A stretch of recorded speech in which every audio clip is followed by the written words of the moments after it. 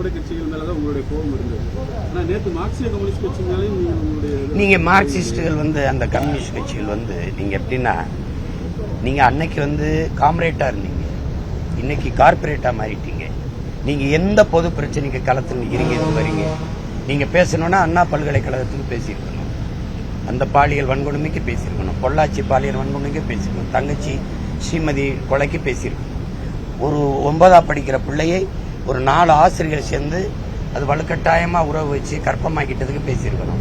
3 வயசு பிள்ளைய மயிலாடுதுறையில் ஒருத்த அது வன்புணர்வு செஞ்சு காயப்படுத்திட்டதை பேசியிருக்கணும்.